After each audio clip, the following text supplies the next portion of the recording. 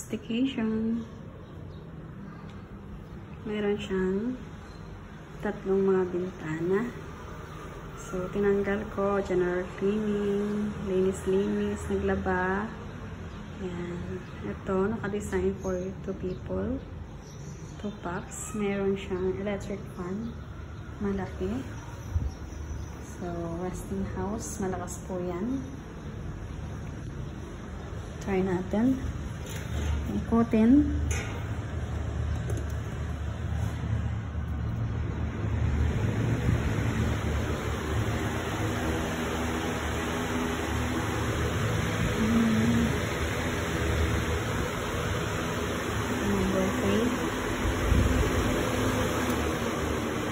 Number 2, number 1,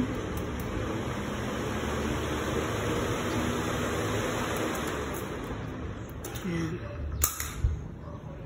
So, meron siyang table, upuan, pwedeng mag-add dito ng packs kung ilan, tapos mahangin, meron tayong lutuan, rice cooker, electric kettle, induction, and meron tayong mga gamit pagluto.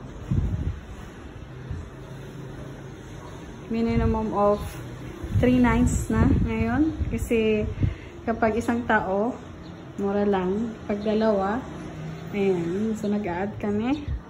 Ayan, lagay ko na lang yung details sa baba dahil affordable dito. Ayan. So, naglalagay tayo dito ng mga container para may stock ng tubig pag nagka-problema yung pressure. Pero, so far, ay malakas naman tubig.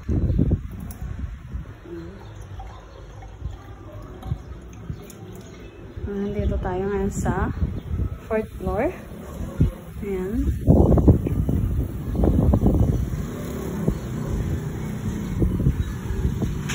Ng Kalapati Street, 39 Kalapati. Yung kapitbahay.